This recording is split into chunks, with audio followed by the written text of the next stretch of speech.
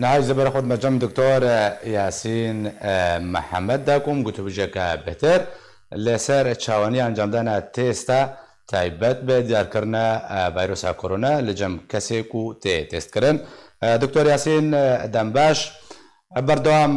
ئامار و ئامارێن و کەسێن توش بوونە کەسێن و ژێباش بوونە کەسێن و دەنجاما ڤایرۆسا کۆرۆنادا ژیانە خۆش دەزانێت تێنە بەڵاوکردن لەسەر تەبایە ماڵپەرێن جیهانی و کەناڵەن جیهانی گەلە گرنگیە پێدن لێم دخوازن وردا ئاماژەیان گۆ ڕۆناهی بخنە سەروی چەندێدا گەلۆچاوە تێستا تێکردن بێژن فەحسا دیارکردنا کۆرۆنا چل وڵاتی ئەوڕۆپی بێ چل وڵاتی ڕۆژهەڵاتە ناوین بێ ئەو تێست چاوە تێکردن ئەو ئامێرە و تایبەتە بۆی تێستی چ جۆرە ئامێرەکە. زۆر سپاس بۆ vê هەفەی بینێ gelek memnûnin spas بۆ تێستا تێکردن بۆ فەحسا کۆرۆنایە دو جۆرێ هەنە جۆرەك jê yek xizekî dibneş dev û difna ew jî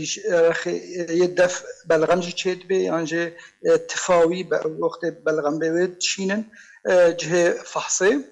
ew jî li hemî cihanînin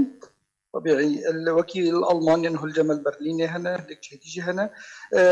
تيستا هنا نيزيكي 2 ساعات حتى 6 ساعات جرت في 2 ساعات ونيف هذا يعني مواصفات 2 ساعات ونيف جرت حتى تيستا هنا وكا بيجي انجام الخيار كان كذا بوزيتيف او نيجاتيف او جي صدي كس نقري انجام بديتا يعني نوتو حفظ صدي وكا بيجي انجام راستینه. بله. یا اف نوع که نودر کتیه اوجی گلک شرکات خاصن شرکت بری بوش هیا او اف شغلش هفته سر کار کریش نیل تست بجنت یعنی تستا بلس چکری او تستا بلس جی اما بوری صد پرینش برکو وکابجی نتایج کدر کیفین حساسیت او حتی 86 صده 8 نوت صده یعنی نوت صده 86 حتی نوت صده او شنیل تست بجنه او شنیل تست او یا بسریعت نزدیک 10 دقیقه جرد و او جی وکی وقت وقت چنا صيدليه افجن كي كنت مثلا حالك بنطانك حالك انا حالك او جي رنگه اي جي ام اي جي دي خويا كرن او جي انتي كومبوننت لاش د خويا كرن وقت يك في فيروس كتبه اي جي معناه و 14 روز بتر سرورين اف اشاره الجنبي پیدا بيان جي اي جي ام او جي بخوين او يعني هن كيمي دو هفتيايا اما هني بركه خوينه چت بس يعني ترحمي بركه خزعات بيان جي بلغم فحص بلغم باشه دکتور تا هر چند درجه داخویا کرنجی یا هری کو بس بلز چید به او فحص حتی چرا دیگه چقاسی دچید به هم بجن دقیقه ثانیه چند چقاسی دچید به و حتی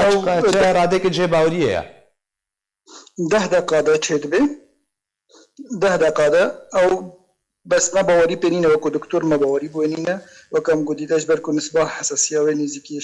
هشتي وشاش حتى نوتي تصديده ما باوري بوينينا اجبر كو هاكر ما هاتو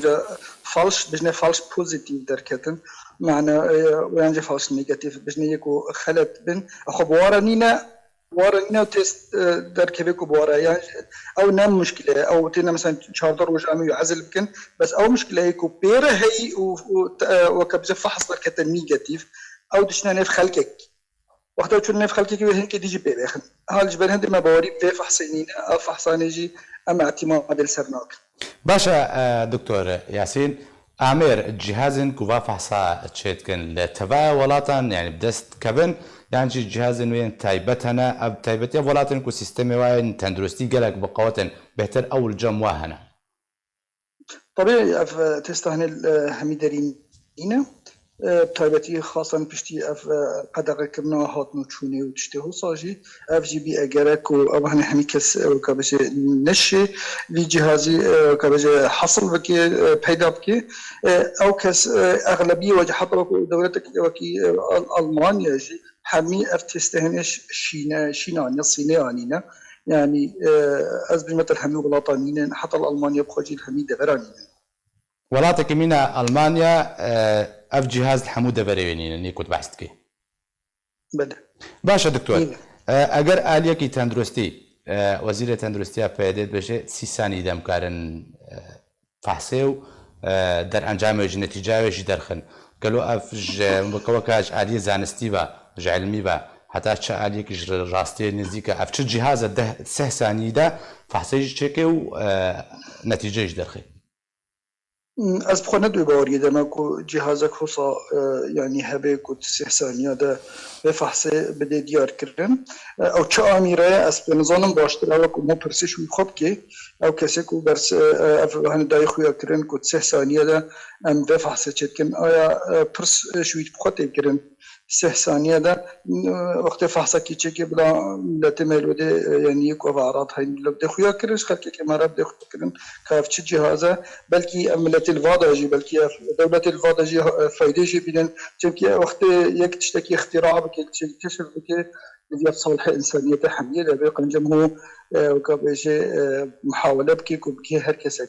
لا أم خوجي فايدة بيدن كتشكي هذا مسخونة دو بوريه دما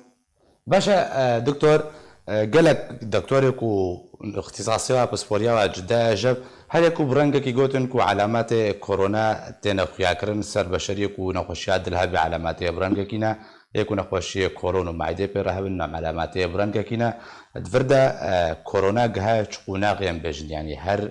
قالك تطور كريا طفرة بيرتشي ويانجي اگر هاي كو خلق بكار بيد رياضات تيستي كود كنفا ولا تنزل هيز ما بستعمل وحكومتين ولاتان وكاربن كنترول للسيرفي فيروس على بفي او يمكن فأنا يكتشفوا كورونا أو شيء هني فيروسات دي أعراض ومتشابهة لدى وكي روبرت كوخ انستيتوت نهاية العلم هنا إشراف السربا نقوشية حميات كينو سر لقاحات أو سر حمي فاكسين يشتغل صوتين أو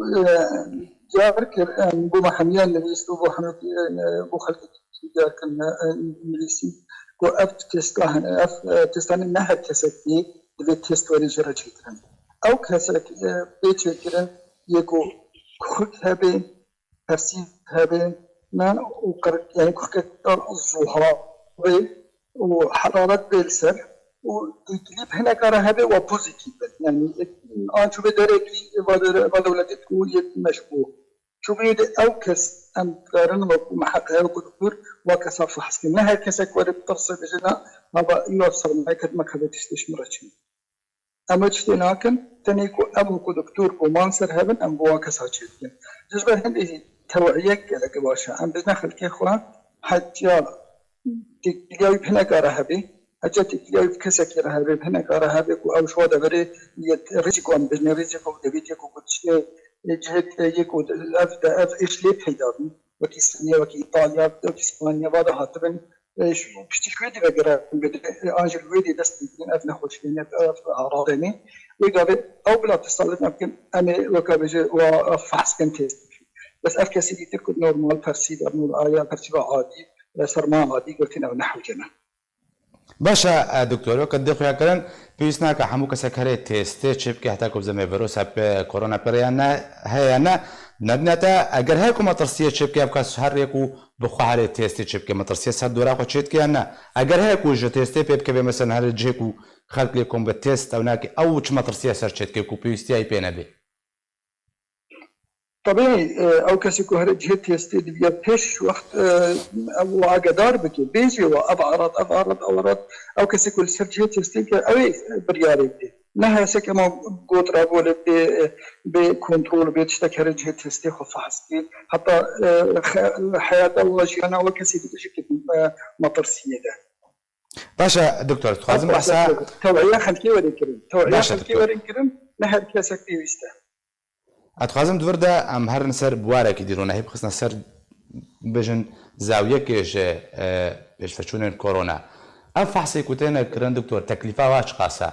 مثلا هر ولاتكي جدا داخل عندنا خويا كرن مثلا بجن $5 دس بيت كي حتى $150 والغوري نو تشيك سكاي نيوز بجن لامريكا بهترج $3000 يعني $3200 تكلفتك بعوايك نورمال تكلفة فحص كورونا تقاستيت شيء. ثاني أفهر دولتك جداش دولة هذه سيستم جدا سيستم صحي جدا يعني وكي دولة تبع أوروبية البلد ألمانيا كسكب سعراوي يعني ناخذ تبارك تكلفة أهمية يجي تأمين صحي مهن الوضع أو لدن تكلفات تأمين صحي 200 يورو أو مختبرات تشكل يكسر تكليف تأمين صحي كثيرات كانوا براش واو جدا تأمين صحي بريواد ديوا أف يت شخصي كم كس بشنتيت كان أنجي برادة أبانا حميجي تأمين صحي دفمته بس القريبة بهستي عندك دولتي أو جو كتاب خوش فرموي نيزكي بينجيا حتى 600 بينجي دولار حتى 600 دولارية باشا قلك سباس جبوي دكتور ياسين محمد كوجة ولاطي ألمانيا بمروي قلك سباس